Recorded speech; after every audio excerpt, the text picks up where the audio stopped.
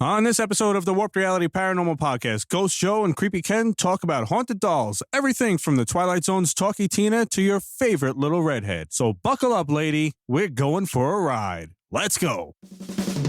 Do aliens exist, and are they among us? Are weird creatures lurking in the darkness?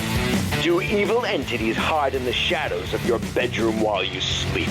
Join us as we explore all this and more on the Warped Reality Podcast. Hey, what's going on, everybody? Welcome to the Warped Reality Paranormal Podcast, Season 5, Episode 2. I can't believe it's Season 5 already. I can't believe it's Episode 2. I know, right? I know. Oh, that's all right. So I'm Ghost Joe, and that's Ken. No, I'm just Kreepy Ken. Kreepy Ken. Listen, that's gonna stick. That's gonna stick, and I don't know if you want it to. that name's gonna stick. I don't know what. I'm a man. I don't know what I want. That's what we all do, right? So we have a good show for you guys tonight, and this is gonna be all about haunted dolls. So yeah. We have some haunted dolls to tell you about because there's more than just you think. There's a lot more than you might know about. Of course, we're going to talk about the big ones that everybody has heard of, but we might go into a little bit more detail than you might even know about. So, yeah. Also, well, actually, Ken, did you actually know that I actually had a haunted doll once? No, really? Yeah. It was really cool, man. It was crazy though. I actually, unfortunately, I had to get rid of it.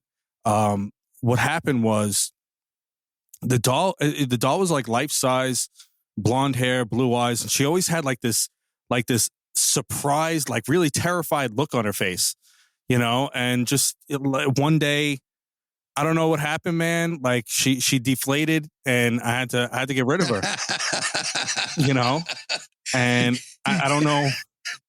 I really don't know what happened. I mean, one day I went to go get her from under my bed and it was over, bro. I had to get rid of her. Friction holes. Friction holes. Is that the paranormal term? Friction holes? Yes, that's what it is. I've been sitting on that one. I've been sitting on that one since we've been talking about this, by the way.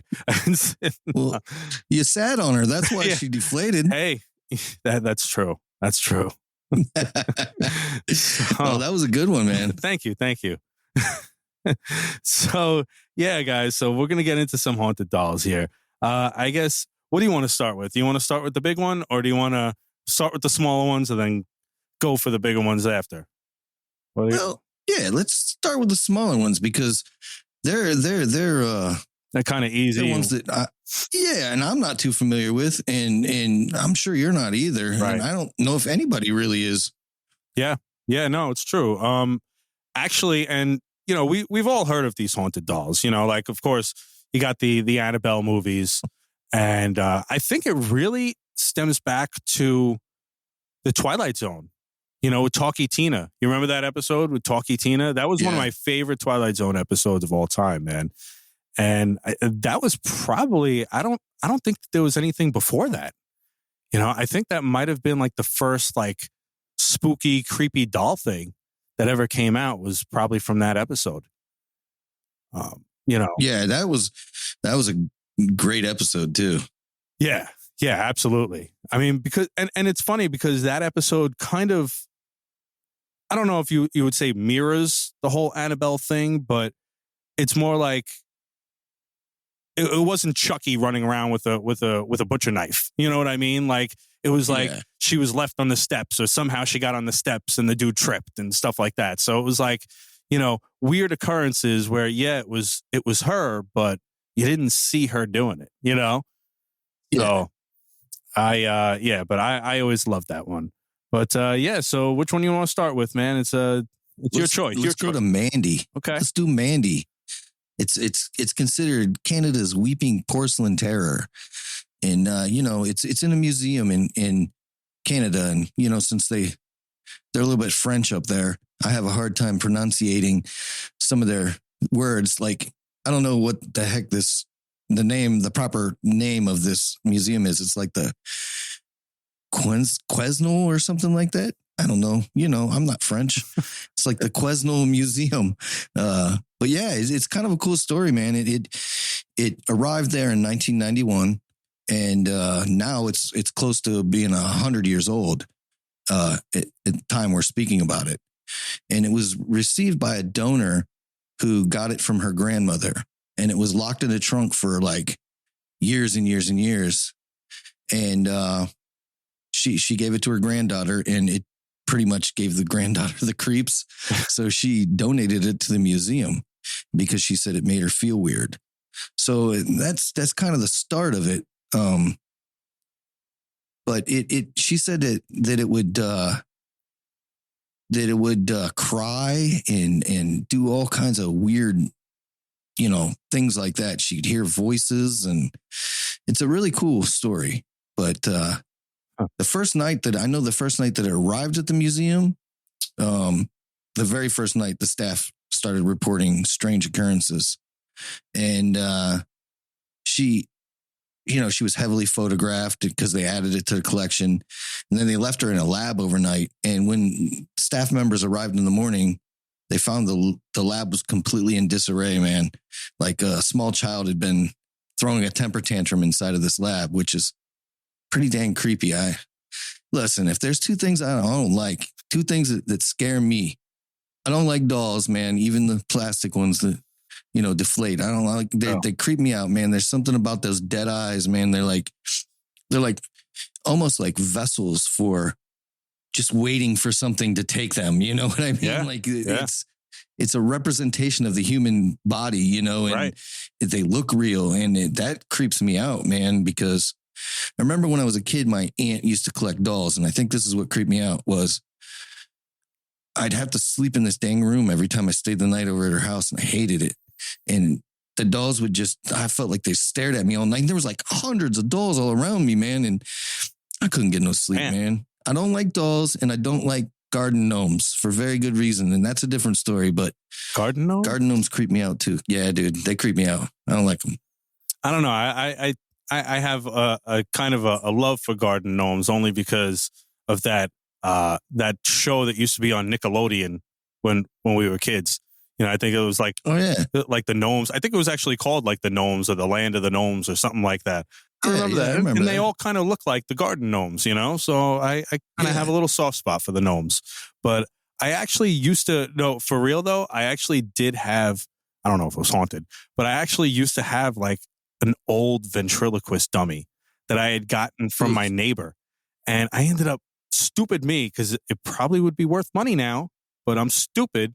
And I ended up, it gave me the creeps and I threw that shit out, but it, but yeah, no, that was, and it was like, it was the one with like it looked like it had freckles on it and with the, like, just the mouth moved. It was really freaky looking, man. It was definitely, it looked like the thing from Dead Silent, like the movie Dead Silence or whatever, like the front of it. That's what it looked like. So I'm like, yeah, no, this is not staying in my house, man. Ass or something. Anytime you stick your hand up the ass of something and pretend to talk, it creeps me out. That's creepy. Yeah, it's not. It's never a good thing, Like you can't really think of a good time when that's actually a good thing. No. And I think there's a lot. I've heard about a couple of ventriloquists talking about their dummies they feel like they have a life of their own. And it's kind of weird because, you're using that as part of your, who knows what you're rubbing off on that thing. It's taking its own energy from you. Right. And what that creates, man. Yeah, you wonder why some of these things or some of these entities or spirits or demons possibly use these dolls. Are they? Is it because they're around people and they know that? I don't know. I don't know what attracts them to it. Maybe it's just because it looks like a person, so they kind of like what you were saying before. It resembles a person, so it's like the next best thing if they could, go into that vessel, I don't know. Yeah. But it's always been, especially with this case, especially like crying. Oh my God. Like if you just heard crying in a museum just out of nowhere, like you're the night security guard and you hear crying, that would definitely, and I'm a ghost guy, and I think I'd probably end up quitting from that. Like I don't like that. No way. Yeah. It was insane. Another cool thing that happened with this Mandy doll is after they got her settled into the museum, they had given her actually, after she got to the museum, I guess the crying stopped completely, which was crazy. But they gave her a stuffed lamb to keep her happy, company and keep her good. And like the very next morning, they found this lamb outside of her display case. And it was a locked display case that she's in. So how did that happen? Wow. Yeah, that's weird. Yeah. So why? Yeah. I'm wondering too, though, like why was this doll given to a museum? Like why would a museum take this doll? It was an antique. Like maybe it was, I don't know. I mean, it was an antique. So it was, think about it, it was like 70 years old. They said it was made of like wood composite and different things like that. So it wasn't like a porcelain. Well, I don't think it was porcelain, even though I don't think it had any porcelain, maybe the eyes, but they said it was made of wood composite, which is really crazy. So let's go with Joliet now. Joliet, is that how? Yeah, Joliet, right? Yeah. Yeah, another almost French thing, man. These French people like their dolls. And they like haunted dolls, apparently. Or maybe the French people like inhabiting dolls. I don't know. Who knows? Maybe it's a French thing. I learned something pretty interesting last night. Kind of, it's on topic, but off topic. I learned that Thomas Edison created the very first talking doll. Really? And it had, the body of it was made, it was almost 3.5 foot tall. The body of this thing was made of like metal, and inside of it had 2 phonographs. And in order for them to record the voices on these phonographs, the women that were recording the voices had to yell because it was primitive recording equipment. So when they got it in, they got it all together and they put it on the shelf, it came out really, really creepy sounding, and it freaked everybody out and nobody bought it. So it was like it was supposed to be they had this big marketing campaign and all kinds of stuff, and it just creeped people out. People were going in droves to take this thing back to the store because it creeped their kids out. So that's neat. That's funny. That's it is kind of funny. That is funny. I wish we could have gotten a sound clip for that. That was just to hear what it sounds like, it was man. Creepy. Yeah. Well, what did it say? I wonder what it said that would be like screaming though, like. I couldn't really understand it. Oh, you heard it on a television show last night. Yeah, I couldn't really understand it because it was by that time older than hell, and and I had a hard time really understanding what they were saying. So yeah, that's insane. I didn't even know that about Thomas Edison. You just hear about the light bulb with him, and a couple other things that he did. He did the phonograph too, right? Like that was his thing too. Yep. Yeah. See, you learn things here on the Warped Reality Paranormal Podcast. See? That's right. History. That's right. It may not be true history all the time, but you'll learn some kind of history, I guess. Right. So let's get into Joliet now. All right. So with Joliet, a woman had received a doll as a pregnancy gift from a friend, and there was a bitter relationship actually between the giver and the receiver. So it's kind of weird that they would give a doll like that, to somebody that they didn't really like. But for other reasons other than to be nice about it, and apparently there was a curse that was believed to be placed on the doll out of jealousy. So it is, that's pretty crazy, man. I mean, did they say what kind of what kind of like curse it was, like, or how it was cursed? Did we find that out? So they said there was a pattern established with the very first death has repeated itself with consistency across 4 generations. Wow. Each family, this doll was handed down down through generations to the first girl of the family that had a baby. So grandmother to granddaughter and whatever. And with each family, the first boy died exactly 3 days after birth every single time. So the firstborn boy, after this doll was given, died 3 days after birth.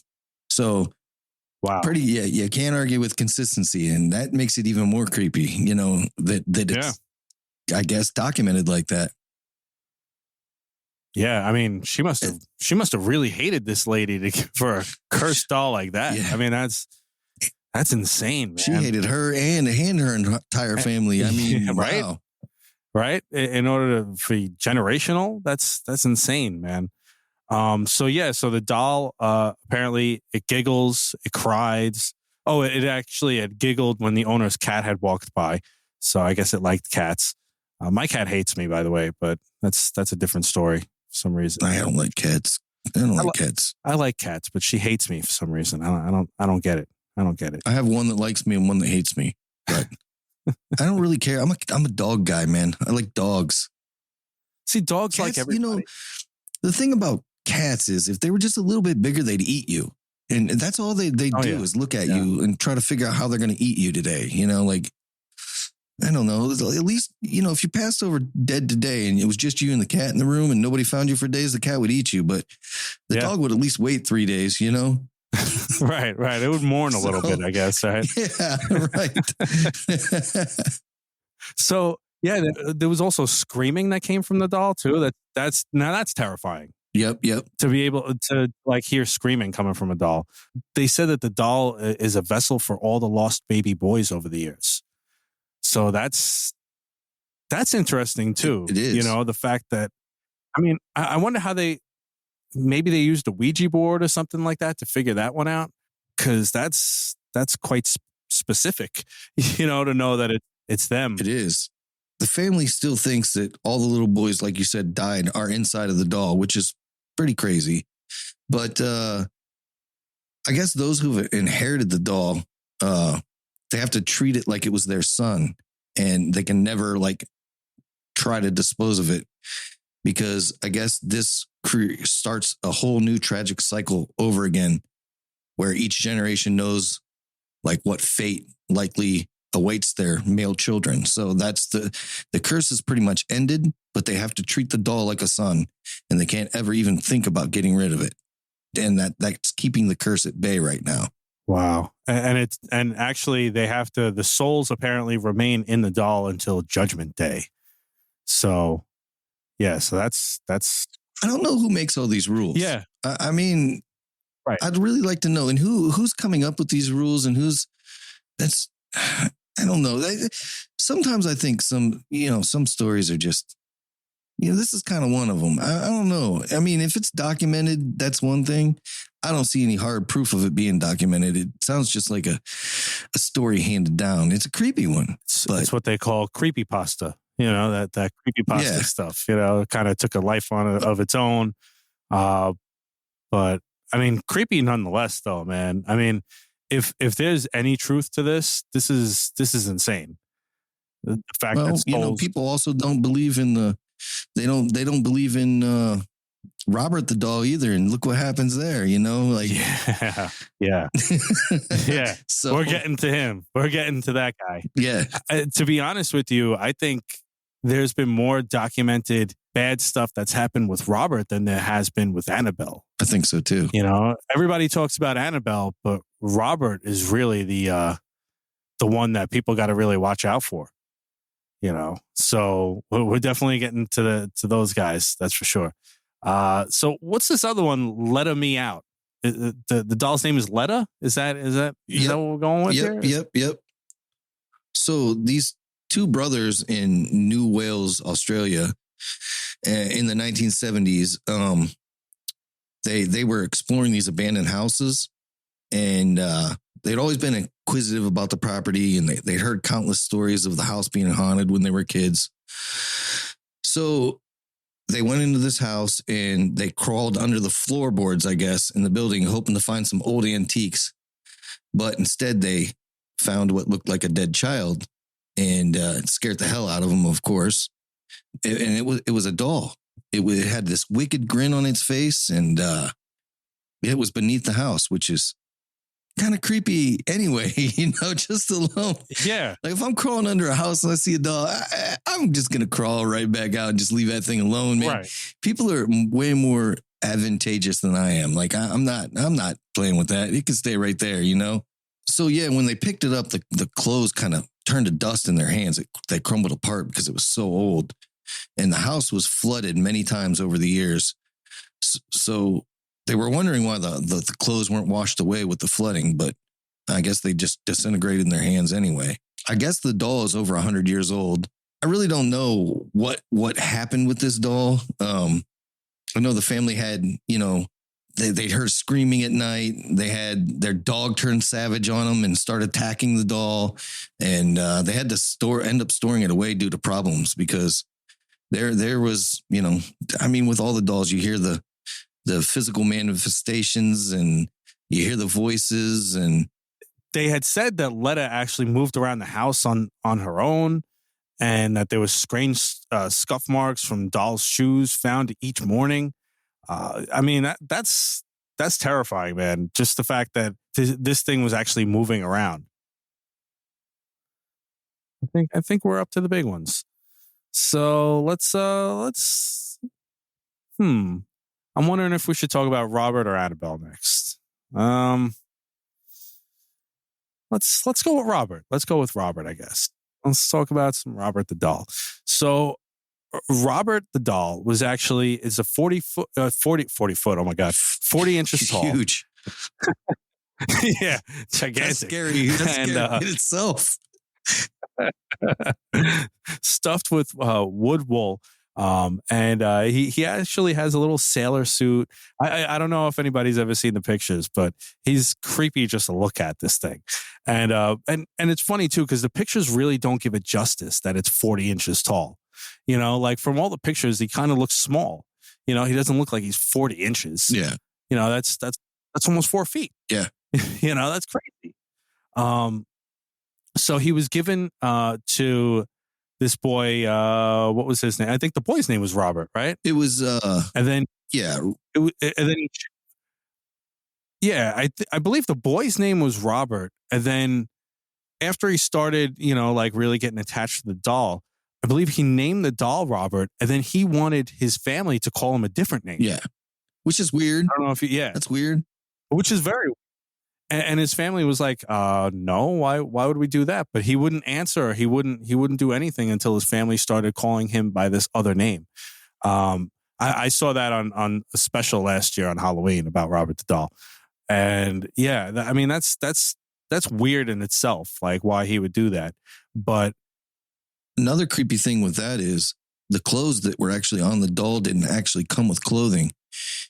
Those were Robert's clothing that he put on the doll. Wow. So he dressed it in his own old clothing, which is kind of weird. It's going along with what you're saying there. Yeah. Oh, actually, here it is. He wanted them to call him Gene. That was the name. Yep. Yeah. He wanted them to call him Gene. I don't know where he would get Gene from Robert, but hey, who are we to judge, But yeah, so that's really weird though, that it was his childhood outfits. So yeah, the activity kind of started immediately after Robert the doll joined the Otto household, right? And the Otto family and their neighbors, they were hearing Robert having conversations in his room, speaking in two different distinct voices. His own childish voice and a deeper voice, more mature, responding back to what he was saying to him. And whenever they asked who he was talking to, Robert would claim it's Robert the doll, which is creepy. Yeah. And actually, once it started really getting into it, neighbors had seen Robert moving from window to window. And, when there was nobody home, that's terrifying. Neighborhood kids said when they were walking to school, it would mock them from the window because it ended up getting locked into an attic, right? Because the family just couldn't take it anymore. I might have jumped ahead there a little bit, but they ended up locking it in an attic, and the kids would say it was sitting. They would come and tell Gene, who he went by Gene later, that the doll was sitting at the window and it was watching them and mocking them walking by. And Gene said, "Well, that's impossible because it isn't sitting by the window. I put it over on top of a box in the corner." So he went up and investigated himself and found the doll sitting in a rocking chair in front of a window, not where he put it. So he moved it back to the box. And a couple of days later, went back up and checked on it, and it was moved back to the rocking chair in front of the window again, which is crazy. Yeah. I mean, and the parents would, as you said, the parents would hear different voices coming from the room, and they would also find, furniture overturned and broken toys and all this stuff. And of course they would blame Gene because they were like, well, it has to be you doing that. And Gene would be like, no, it was Robert. It wasn't me, so that's crazy. And he actually, so after that, I believe he went to another owner. I think he was in the family for a little bit. Yep. He got passed down to a couple owners after that had also claimed that there was something definitely wrong with Robert. And that, I believe, if I remember correctly from the special that I saw, one of the last owners that had him treated him like a son almost, and was really treating him nice. And she was very very protective over Robert, very protective, and almost as if it was her real child. Up until she died, and then he got put into a museum. Yep.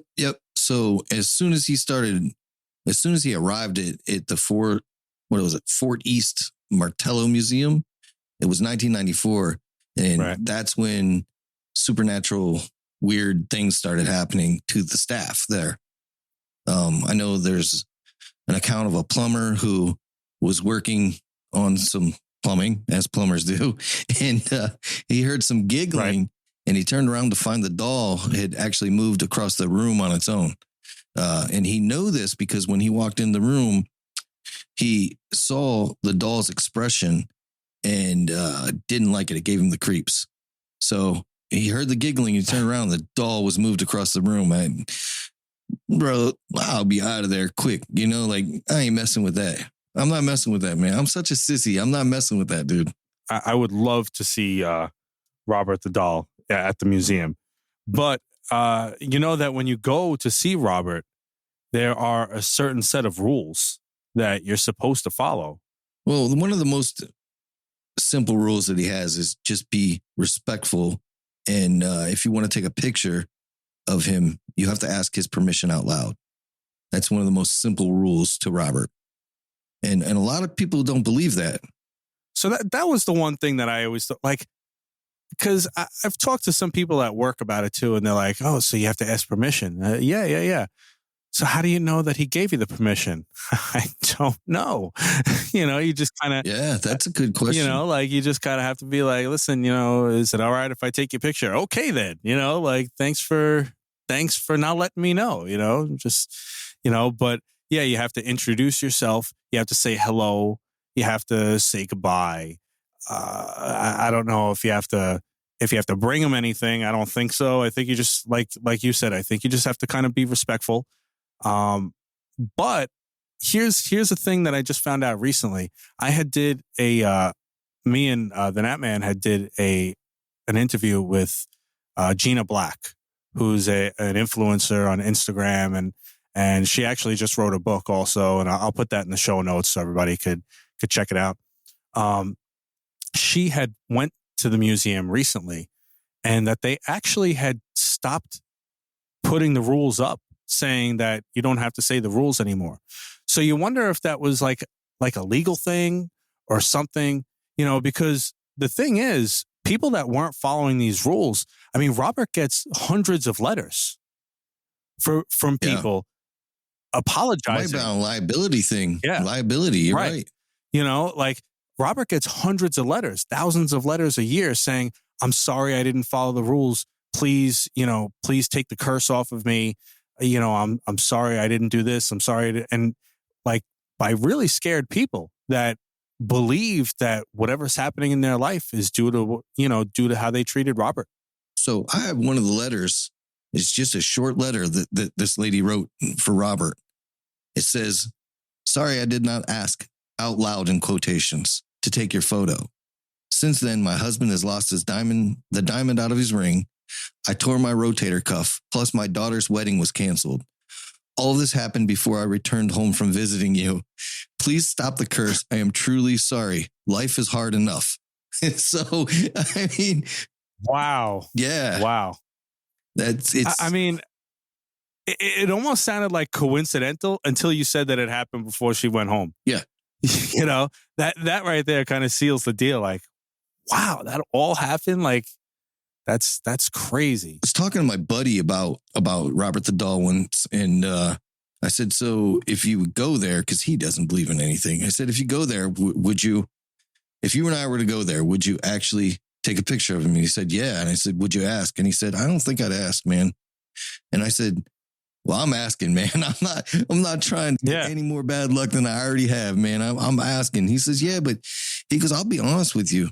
He goes, I think what happens is people that don't ask, it gets into their head, and then they manifest this out into the open themselves. And then they start noticing little things happening, and they're like, oh, that must be Robert the Doll, I mean, there may be some truth behind that too, because I really believe that you can put stuff out there that we've talked about it on the last show, Yeah.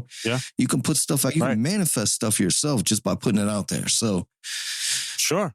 Who knows? I don't know, man. That's the best thing about the paranormal is nobody knows for sure. There's no experts. There's no, there's only people that have extensive knowledge and knowledge of stories and things that happened or their own stories. Nobody is an actual expert on it. And really, to me, anybody that claims to be an expert on it is, I won't believe them. I won't believe a word they say, because I don't think there is a real expert in this field.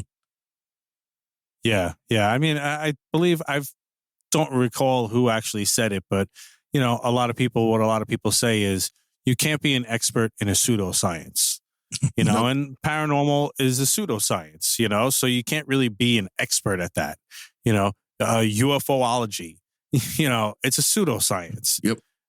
Like you said, you could know a lot about certain things and know a lot about the stories and possibly know a lot about the witnesses and the people and the history and stuff, but you can't really be considered an expert. Yeah. But yeah, man, honestly, I would definitely follow the rules too, just because what if it really is? But, I don't want to find out. Yeah, why would you take the chance? Why would you take the chance? Just it's a simple, easy thing to do.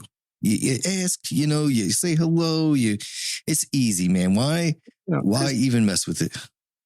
Because you want to be edgy and be like, no, I'm not following the rules. I'm just gonna, come on, man. Just everybody else is doing it. Just say hi. How you doing, Robert? How's it going? Can I take a picture? Yeah. I don't think that's such a big deal. I guess people think they're going to be stupid or feel stupid, but that's the rules of the doll. So obviously everybody else is going to be doing it, or most everybody else, so what the hell, Why not? So, yeah. So Robert, I'm one day I will get down there, man. It's far though. It's all the way in Key West, Florida. So that's at the tip of Florida, bro. That's nowhere near Orlando, nowhere near Miami. Like that's really far out there. But if anybody listening that's ever seen any of these dolls up close or have visited Robert, give us a call, leave us a voicemail, 845-600-0744, and let us know about it. And also, you could email me at ghostjoeny@gmail.com as well, and let us know that way too. Yeah, it'd be really cool to hear firsthand accounts of somebody who's seen it. Just even if you've just seen them and nothing happened, it would be really cool to hear about it, because these things they're almost legendary, and just being in the same room with something so storied and legendary, it has to give off some sort of energy that it's kind of cool. It's like when you go to a medieval castle. I don't know how many people ever have gone to a medieval castle out there, but it's kind of a cool thing. You go in and you're like, damn, they fought battles here. This place, this is crazy. Like you can just feel like it's just a place where you feel things, like it's cool. Yeah. Yeah, no, absolutely. And yeah, check out the Get Haunted Paranormal Network. Also, we're part of the network, as well as like 20 other awesome paranormal podcasts. So definitely check them out because they put out great stuff. And and I had done an interview with the two people from the Get Haunted Paranormal Podcast a few episodes ago. So definitely go check that out if you want to know more about them. So I guess this is the time to talk about the big one, the big bitch in the room. You said it, man, not me. You said it. I ain't saying it. She's not around, right? I'm not going to hear any knocking on my door. That's that Dude, door, man. That door likes to knock at me for some reason. So if I see a Raggedy Ann doll pop up behind you, I'm telling you what, man. This episode's over. I'm shutting the laptop. I'm done.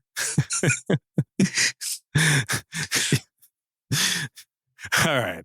So let's talk about Annabelle. All right. You want to get started with Annabelle? Sure. I mean, her story it begins in 1970. A girl named Donna, who was 25 years old, she was a nursing student. She received, what would become the world's most infamous haunted doll as a birthday gift from her mom. The real Annabelle isn't like in the movies with, the scary porcelain looking thing. It was just a Raggedy Ann doll. And I don't know. When I was a kid, Raggedy Ann dolls were all over the place. They were big. Raggedy Ann and Andy, they looked like somebody crocheted them. I don't know what you call it. They weren't anything fantastic, and I don't understand why they were so popular, really. But they were.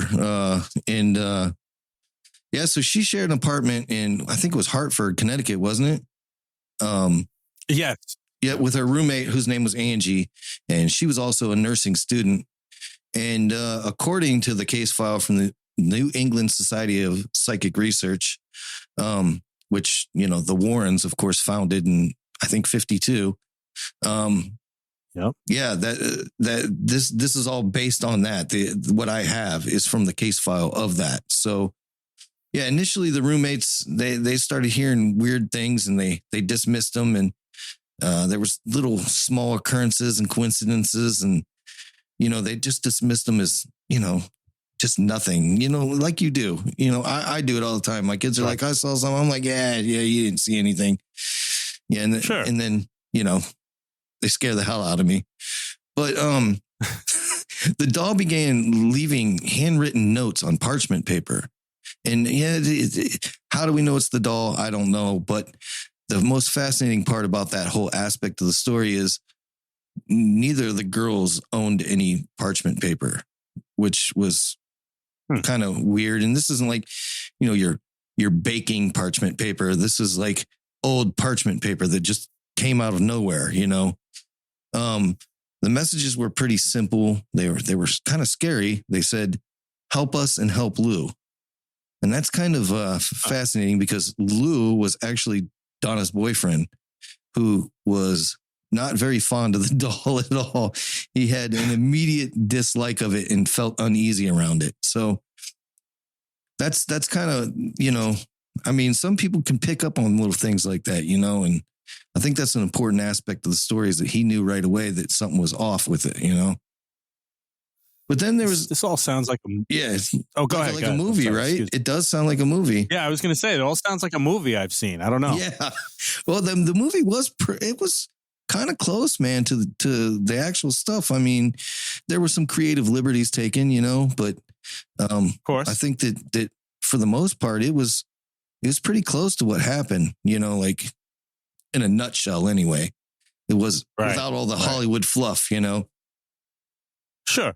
I mean, well, you gotta put some of that stuff aside, just like in the Amityville horror and all that stuff too. Yep. You know, same type of stuff. But yeah, so actually, and Lou had actually had some encounters as well, right? So yeah, he had these vivid recurring nightmares about the doll attacking him.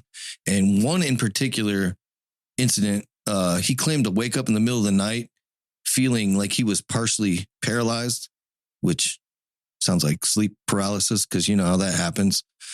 But in this state that he was in, he said he reported seeing Annabelle slowly climbing up his chest towards his throat. And of course, you know, it scared the hell out of him. I would lose my marbles if that happened to me, man. I would go check myself into a facility. Like, I'm done. Like, keep me away from that, you know?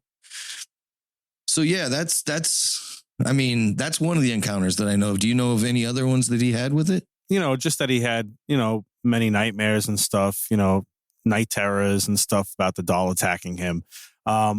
Also, one thing that I had heard was that with Annabelle, that the first actual occurrence with Annabelle where the girls knew that there was something up with her was they used to, like, you know, bring Annabelle, put her on the bed, you know, and they started bringing her down for breakfast every day.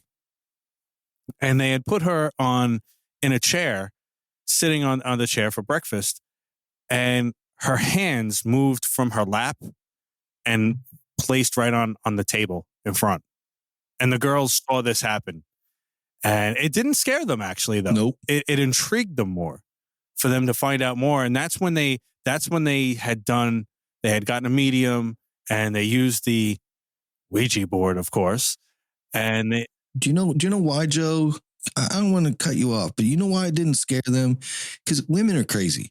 I'm just saying women are crazy because my wife is the same way, man. She would be like, oh, why is it hand? And I'm already out of the room, man, because if I see a doll moving his hands and put it on the table, dude, I'm telling you what, there ain't any amount of eggs and bacon that are going to keep me in that room. And I love me some eggs and bacon, man. Like, but I'm not playing around with some moving ass dolls, Joe. Yeah. I'm not doing it. Dude. That's when you don't even take the doll and like put it in a garbage pail and light it on fire. You just light the whole house on fire. Just be like, you know what? We'll figure something out. Yeah. We're not dealing with this anymore. That's it. That's not going to happen. You know? How does that not creep you out? How does that not creep you out? Would that creep you out? Be honest. Would that creep you out? And it's a Raggedy Ann doll. So, you know, like those arms are floppy. Like they're not like He-Man arms, you know, like that's insane. They aren't even posable. They're just like floppy sewn on arms stuffed with stuffing, you know, like, no, man. I mean, that would creep you out though, right? Absolutely. Yeah. I mean, and like I said, I'm a ghost guy, man. Like I love this stuff. If I hear a noise or if something knocks on my door now, I'm going to go and see what the hell it is. You know, like I'm inquisitive like that, but no, not dolls, man. Not dolls. Nope. Not gonna happen. I'll go see what it is too. But if there's a ghost standing out there, I'm done. I'm gone. I'm like, nah, man, I'm done. Like, I'm brave to a point. I'll go check it out. But if I see some stuff, nah. So, all right. So Annabelle is also, another occurrence.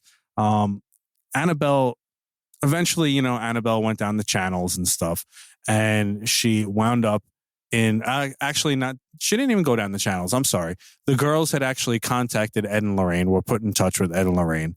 And Ed and Lorraine were like, you know what, you can't have this doll. Like we have to keep this doll safe, because they found out that it wasn't what the medium and the Ouija board had said was that it was a spirit of a little girl that was inhabiting the doll.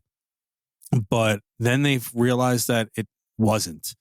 And that's the thing too, that a lot of people don't know. And it's the same thing as the black-eyed children. You know about the lore of the black-eyed children? Okay, so the black-eyed children, they're not children. They're demons, you know, that are posing as children because they want you to let them in your house. They want to gain your trust, you know? So what better way for this demon to gain their trust and to say, oh, I'm a little girl, like, of course, so, why don't you do this for me? Why don't you do that for me? And it wasn't. So the Warrens ended up taking the doll and placing her in their haunted paranormal museum with hundreds of other haunted items that they have there. I honestly, I know there's a lot of flack with the Warrens. I love the Warrens. I think they were super, Me too. super intelligent, very, and they were good people, they just wanted to help people. So, there's a lot of nasty things that go around about them, but I really don't believe that stuff. I think that they truly were who they said they were, regardless of the Conjuring movies and all that stuff, the real people. Actually, and also I had gotten an audiobook of one of their books. I have a few others that I have to listen to. One called The Demonologist. So good, man. Mhm. So good, that book. I read Did that you? book. I didn't read it. I'm not a very good Yeah. reader, like as far as that. So, but I listened to the audiobook, and the dude that narrated that audiobook was amazing. And the stories in that book were incredible and terrifying, and I was like, wow, this is Yeah. really good. And in that book also, Ed also talks about, he gives a lot of facts behind demonic possession and, Annabelle and all this other stuff. So it's a great book. So if you guys ever want to check out like a really good book, The Demonologist is excellent with Ed and Lorraine Warren. One thing I always wondered about the Annabelle doll is, they put it in that museum and it's in a case that's glass and it's got wooden, it's like a special glass. I don't know what kind of glass it is, but it's wooden. It's like a wooden box that it's in. And I always wondered, how does that keep Annabelle from doing things, But I found out in this research that they actually spritzed it with holy water and then inscribed the Lord's Prayer several times in the wood in the box to keep it from, I guess, I don't know, coming out or doing things. So I thought that was interesting. Yeah, I mean, and unfortunately, and this kind of sucks because when I had moved from New York City to upstate New York about 5 years ago, and when I got up here, I said, "Wait a second, isn't the Warrens Museum in Connecticut?" And I'm like, 20 minutes from Connecticut. Like, what? Maybe I could go see the museum, and it's shut down indefinitely. There was a story about, I believe it was just some guy that came into the museum and to see Annabelle one time, and he was taunting it, saying, "Oh, do something," like poking at it and stuff, and really not taking it seriously. And apparently, he got into a car accident on the way home that day. Or a motorcycle accident. Yeah. I heard about that, and a priest that shouted at Annabelle. He claimed that he was shouting that no demonic force is more powerful than the Lord. And I guess when he came to the museum, he was driving a brand new car and he destroyed it in a head-on collision with a tractor trailer the same day that all that happened. So, and that came right from Tony Spira. So that's one of the stories that he shares. So yeah, pretty man. interesting, Yeah, man. and I don't know why you'd want to challenge something like that. Like I, even if you don't believe it, why would you want to challenge something like that? Same as Robert the Doll. Why would you want to challenge that, man? Just I mean, and, let it be. And if you don't believe it, then don't go see it. So, like that's just don't go near it. Yeah. But actually, the Annabelle has been in the news lately too. We had talked about this not long ago. Annabelle has been in the news because, well, for a couple of reasons, right? So Annabelle's been going on tour with Tony Spira. He's been taking Annabelle along with a bunch of other haunted objects from the museum, which I think is great because, since the museum is shut down, people want to see these things. That's how I met Annabelle too, from a Paracon that I went to. And by the way, if you want to see, they actually show the process when they take Annabelle out of the case and they put her into like the travel case that they use, they do prayers and they do all this stuff just to have Annabelle travel. So this is a serious thing, man. It's not like, oh yeah. Then they just throw her in a suitcase and bring her to wherever. No, they're really serious about Annabelle and how dangerous she is. Spirit says she's the most dangerous object in the whole entire museum. So yeah, I mean, I believe and they got some crazy things in that museum. Let me tell you. So yeah. She's been in the news because on one of her tours, she had went to, I believe it was Louisiana. Oh, it was the Nottoway plantation had mysteriously burnt down while she was not far from the area. That's one thing. And then the other thing that they're kind of attributing Annabelle to is a little odd to be attributing this to her, but that there was a prison break that happened with 10 inmates actually that got that had escaped. It had nothing to do with the many people that helped them escape. Just Annabelle. That was Annabelle. She did that. People just like to reach for anything, like when things like that are going on, right. It's just like entering a 4chan chat room or something. They just pull some excuses and some reasoning out for no reason other than to just try to stir the pot, I guess. But the thing that I like about it is that it's getting people talking about it again and getting people, Absolutely. Keeping her fresh, because I think it's a pretty important story overall to keep out there. Kind of know your enemy, know what you're looking at, know what you're getting into, know what you have, know what you're doing. Yeah. Don't just mess around and dabble willy-nilly without knowing, don't just stick your toe in. Right. Figure it out. And then the other rumor that was going around was that Annabelle was missing. That she was missing. That too. And that was just a rumor, everybody. Annabelle was never missing. She was with Tony Spira, as she always is, who is the person who is now running the Warrens Museum. It's their son-in-law that is pretty much in charge of everything now. And yeah, she was never missing, not one bit. But wouldn't it be crazy if she was? Like if she was behind like a locked thing or whatever and just disappeared, like that would be a pretty insane thing. If she isn't missing, then who's that Raggedy Ann doll standing behind you right now? Oh man. sorry about that comment. Sorry. Yeah, hopefully I don't get canceled for that comment. But no, but it's crazy, like these rumors that come up because everybody heard, oh, she's on tour, so they got to make up these things. And if it didn't come from Tony Spira himself, it's not true. Like, yeah, she was never missing. So my 11-year-old had actually brought that to my attention too. My 11-year-old daughter goes, "Oh, did you hear Annabelle's missing?" I said, "No, she's not." "Yeah, she is. It's all over." I said, "No, she's not. If anybody would know if Annabelle is missing, it'd be me." And then, of course, my wife has to chime in and say, "Don't you know who you're talking to? You're talking to Ghost Joe." That's right. That's right. I know my stuff, man. Listen, if Annabelle was missing, I'd know. All right, because I just know. You're following it. That's right. Yeah.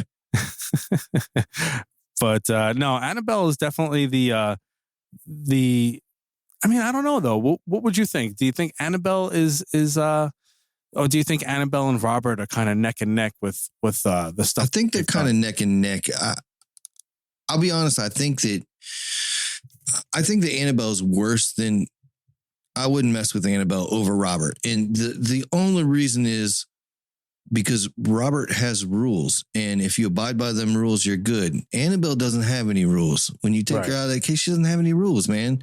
Yeah. Like, and that's scary. So I'd rather deal with something that has rules that I can follow than something that is just devious and doesn't have those rules, Right. Because, well, going back to Robert, do they know what's inhabiting Robert?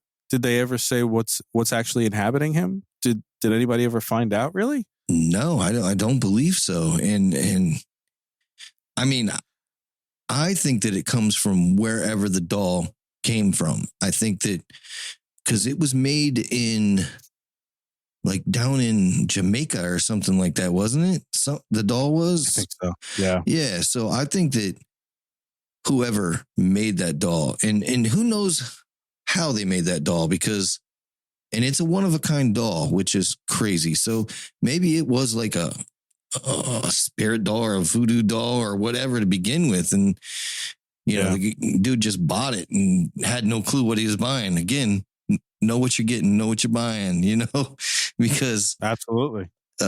You just never know. Robert's reach goes really far, though. I mean, some of these people, after they've seen Robert, they'll go back to wherever they can, you know, because he's in a museum. So people from, I guess, all around the country, all around the world, go see Robert in this museum. So they could go back home to wherever, California or something, and all this crazy stuff is happening. So his reach is pretty good, man. You know? Yeah, that's true. But I mean, again, though, I mean, Annabelle, yeah, and I guess it also goes back to the same thing as far as with Robert. We don't really know what's inhabiting him, but if it's a spirit, that's way different than the demonic entity that's in Annabelle. So, you know. Yeah. I mean, at least Annabelle's breaking people out of prison and stuff and, you know, doing stuff. Right, like right. That's so stupid. Why would people are so dumb? Like, why would you connect that? What is the connection there? That's what I just know. picture like a Raggedy Ann doll, like throwing like keys to somebody or something like, yeah, you know, or like bulldozing like the side of a prison, you know, and Annabelle in a bulldozer, it's crazy, you know, man. breaking down the wall of the prison. But yeah, That's funny. I mean, come on, you know, but I guess that's the fun of it too, though. You know, whatever. It's all good, you know. I got a surprise doll for you, man. Yeah, go ahead, man. Have you ever heard of the haunted Disney Elsa doll? I have not. So it's kind of a cool story. And it's one of those viral stories that, I mean, it took off virally. That's how it got well known back in 2020. But there was this family in Houston, Texas that in 2013, they bought one of those Elsa dolls from the store for their daughter. And for a long time, it was just a regular old doll. You know what I mean? The kid played with it. You pushed the button and it sang "Let It Go" or "Snow" or whatever the heck that song is. And it was all good. All right. And then the kid lost interest in it and over the years. And I think it was like 7 years later or something like that. Yeah, 7 years later, it's like 2020. The doll just started speaking in Spanish. It just started saying "Let it go" in Spanish. And I guess there is a Spanish switch on the doll, but they said it was doing it whether it was, you know, switched on or off. And I guess they didn't even know that the switch was there until later. And even more unsettling, the doll continued to speak and giggle even when it was turned off. And even when the batteries were not in it anymore, it was still singing and giggling, which is pretty dang creepy. So even more creepy, the mother, her name was Emily, she decided she had had enough of it and threw the doll away. And then weeks later, she went to open a wooden bench that was in her living room, and the doll was in the wooden bench, which is pretty creepy. So wow, she double bagged the doll and placed it in the bottom of their garbage can under bags so that nobody, you know, even knew it was there. Nobody would have known it was there. And then the trash came, and then they went out to dinner and they came home and they found the doll in their backyard, which is pretty creepy too. Wow. So I guess she decided, she was telling her friend who lived in Minnesota about this. And he said, you know what? I'll take the doll. I'll take it. So she was getting ready to get this doll shipped up, and no batteries in it, no anything. And she's getting ready to put it in a box, and I guess the doll let out this laugh. It lasted almost 30 seconds. And she, of course, was glad to get rid of it. Packed it up, sent it to Minnesota. And for some reason, I don't know why, the guy who got it in Minnesota, who was her friend, taped it to the front of his Jeep and promised that if anything weird happens, he was going to weld her into a steel pipe and sink it in the lake of the woods. Okay. Why would you? I don't know, man. People, why, man? So anyway, he said the doll had a weird aura to it, and he ended up taking off the front of his Jeep and packing it away. And I think he still has it. But the cool thing about that story is, she posted about it, I believe on her social media, Facebook and that. And the story kind of took off, it became a really big thing, even on TikTok and all that people were talking about this doll. And it's kind of neat how things like that happen. But yeah, she swears to this day that thing was, I guess the most unsettling part of that is throwing it away twice and it comes back. That's, yeah. It's time to burn it. So. It's time to burn it at that point, or just move out, leave the doll in the house. That's what I would do. Right. You can have the house; it's yours. Yep. But I like that story, and it's a simple story. It's not a long story, but it's another doll, and it's